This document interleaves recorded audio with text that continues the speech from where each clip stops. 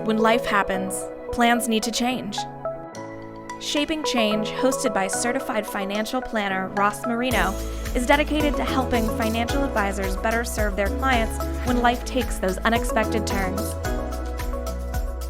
Today, we are going to talk about the 3 keys to a fulfilling retirement. And the keys happen to be 3 C's, as in the letter C. Susan, what are the 3 C's?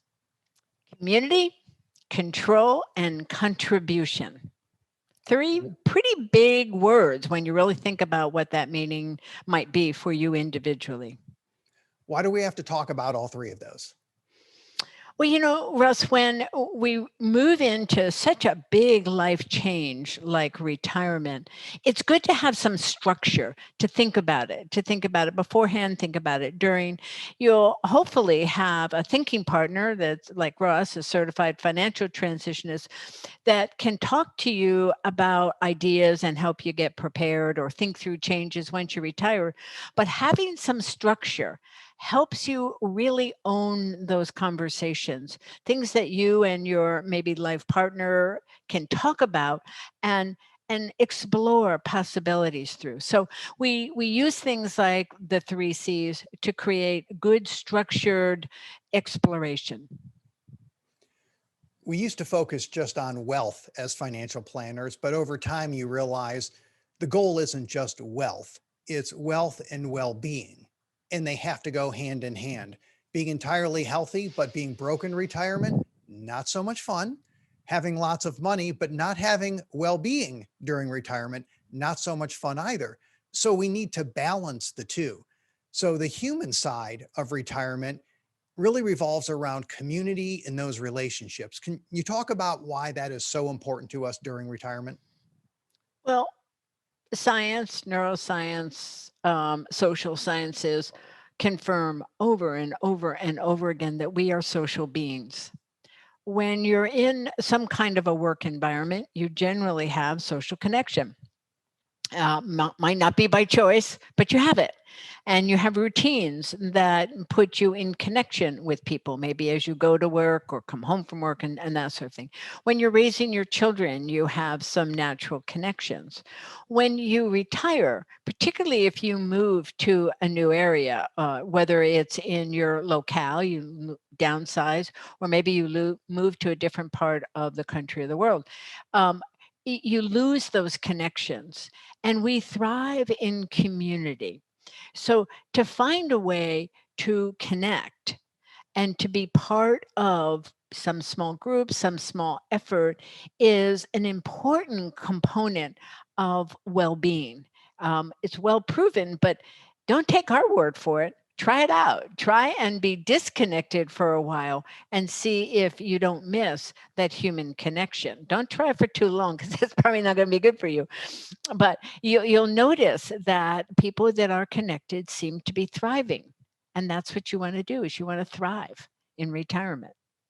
I think the pandemic has highlighted our need to be connected with people. And it's been challenging for many people out there to go through what we all had to go through in 2020. I just listened to a podcast. I think it's the Curious Minds podcast with Gail Allen. She had a guest on there, and they were talking about the neuroscience, which you just referenced, how having friendships was just as important, according to the way the brain responds, as your nutrition and also your exercise. So as they tied it all into overall health, it wasn't just an aspect, it was just as important. And having those friendships is so important. Now, when we go into retirement, we may not understand the value of those consistent relationships over time. We may enjoy them while we were working, and we may believe and say they're valuable. But once we retire, it's not that we didn't get it. We are just going to all of a sudden see it differently. Is there a significant loss of connection when you go from working and seeing these people year after year to all of a sudden, Monday morning, I'm now retired?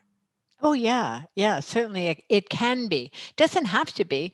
Many people prepare for retirement and they take up a sport, they take up a hobby, they make a commitment to a particular cause or even to family members. Sometimes older generations commit to younger generations to help raise children.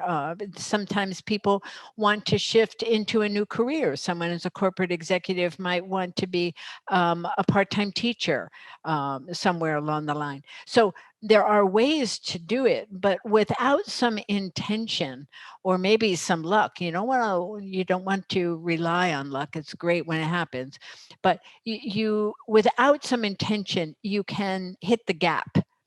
And that kind of gap of not connection, you get up in the morning and you're healthy and all that, but who do you connect with?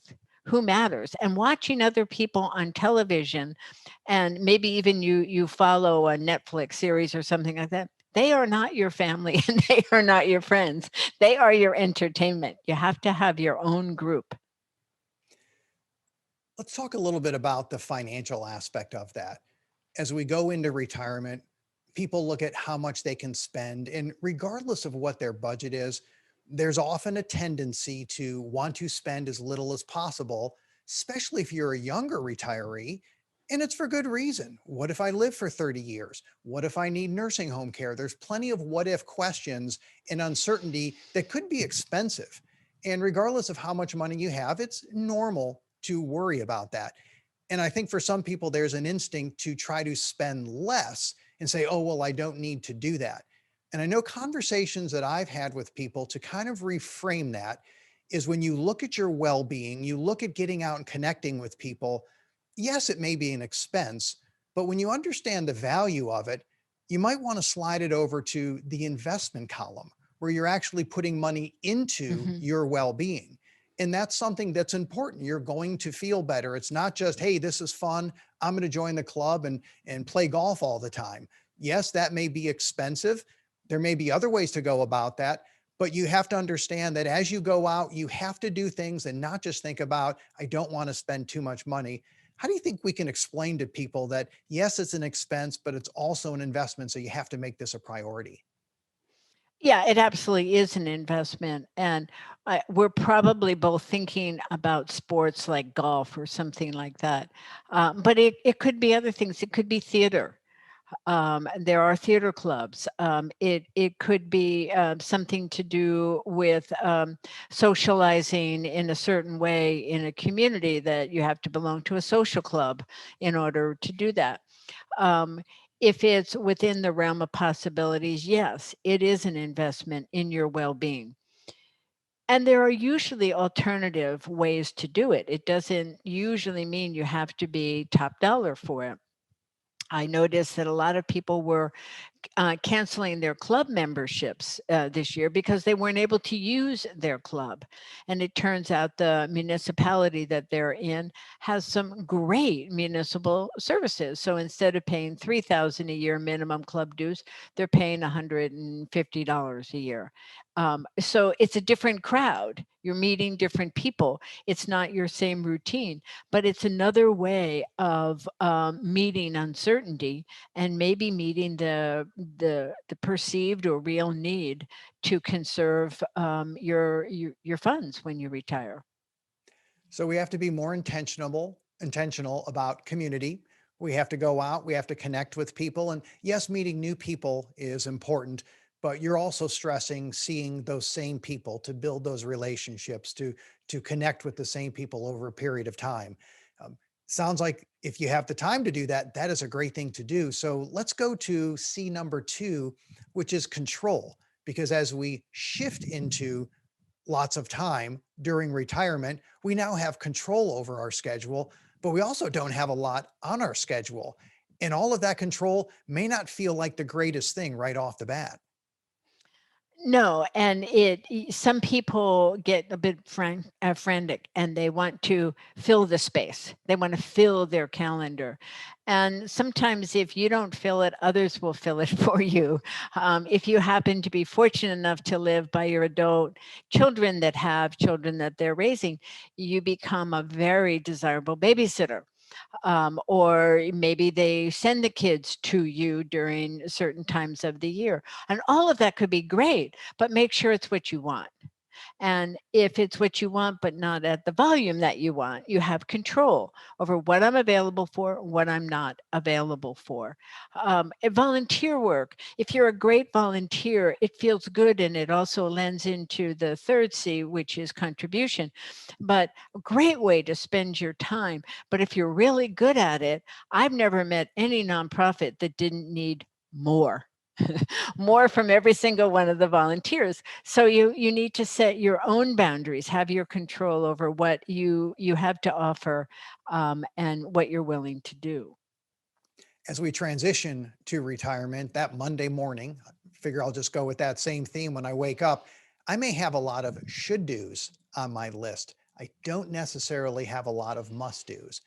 And I'm going to go through that soul searching process of what do I really want to do? What matters to me? What is important today? And as I'm thinking about that, there's going to be people around me who know I don't have any must do's.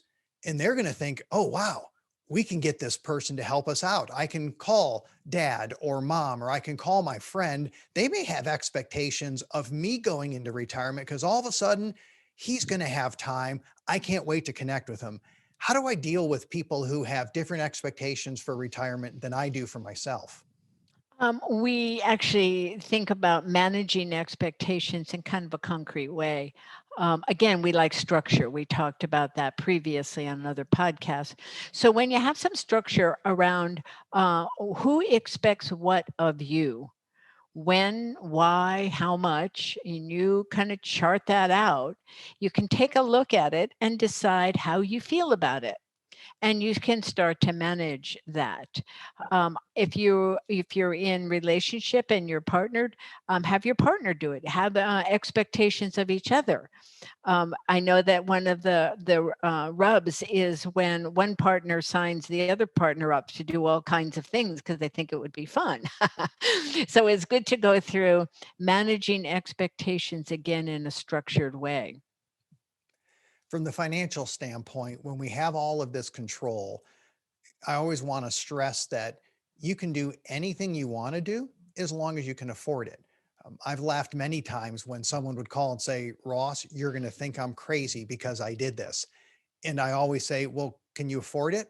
And if the answer is, well, yes, well, then I don't think you're crazy. Should be interesting. What did you do? So it's okay to work within your limitations. And I think that's what we want to stress with control. Yes, I may have control over my schedule and it'll allow me to do a lot of things. I still have to have budget. I still have to have boundaries. I have to make sure that what I'm doing, I'm actually able to do. And the way I do that is by knowing what can be known.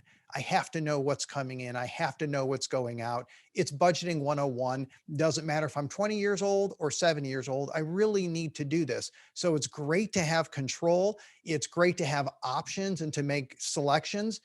But I also need to extend that to the family members because something we see regularly is adult children, once their parents retire, often think their parents have all this money because it seems like everything's okay. And they think that they can just ask their parents for more money and more money. And there's plenty of parents out there who have given too much and then 10 or 20 years later regretted it because they realized that now it's costing them and they really shouldn't have given that much away over time. So how about we pivot to the contribution, which is the last part of the three C's. We know purposeful living is a big buzzword now, and people talk about that. And being fulfilled in what you do, it's important. And we get that. It's one of the challenges of just having hobbies during retirement. You can fill up your schedule, but if it doesn't really matter to you, it's only going to be enjoyable for so long. And it can be a challenge for people. So, what are some ways maybe to get out and try to figure out what's fulfilling to you? I'm not sure, Russ, that everyone knows what's fulfilling to them without trying it. And what is the definition of fulfilling? It's got to change based on who you are and the life you want to live and who you live with and all that. So I think it's a great thing to think about. Again, it's a little bit of structure. Like, do I feel fulfilled? Most people don't say that, right? They don't ask themselves that. Do I like this? Is it okay to do this? They have kind of a very basic way of adjusting or addressing things. Am I happy? Fulfilled is a little bit deeper, isn't it? Does it make me feel like I am purposeful? I know that sounds like an overused word, but if you can get over that part of it, purpose. What is the purpose? What difference do I want to be making? Am I making a difference? It's good stuff. So wondering about fulfillment is interesting, it's important, but it starts out with being a bit creative and imagining, and maybe even a little bit of courage to try something new. And it's okay if it doesn't work. It's okay if it's not fulfilling or there's some other reason, or what worked last year doesn't work this year. Remember, we talk about this all the time, that this is a fluid experience. Life is fluid, and certainly retirement is fluid. So the idea of being creative and imagining and having courage to try things under the guise of well-being and contribution and purposeful is a-okay. And that's what we need to be doing is, and it's good again to have somebody who can help you with structure around this so that you can test things out. You have a filter to determine if this really is the way you want to contribute or not, whether it's money that you're contributing or your time. Excellent advice. So let's finish up with one of the transition takeaways in our book, Shaping Change. We finished with 10 transition takeaways that seem to work in all types of changes in life. So as this change goes into retirement and we talk about the 3 C's, Susan, what takeaway would you talk about? Significant events require big decisions, and big decisions require a process to decide what is urgent, what's immediate, and what you're going to do later. That's in the book too. It's called the Decision Free Zone. It's a great tool for making those big decisions. I'm going to go with number 9, which is there is no new beginning without an ending. With our community, we're going to end our working community. And even though we'll keep in touch, it's going to be different. We're not going to see those people every day. So we have to transition to something new, the control over our schedule. The previous schedule of working 40, 50, 60 hours a week, it ended. So now we move to something new, and how we contribute to the world, what makes us fulfilled. If I'm working for a company, I can contribute to the company. I can take care of my clients. There's joy in that. It matters in the world, but that ends as soon as I stop working. So now I have to start something new and figure out how to contribute. Any final words, Susan? Be well, everyone. Retirement is a gift. It's a great privilege. Use that gift well. Thank you for listening to Shaping Change with Ross Marino. This show is for general information purposes only and is not intended to provide recommendations or advice. Speak with a legal, tax, or financial advisor before making any decisions. Past performance references are historical and do not guarantee future results. Visit rlsummit.com to learn more.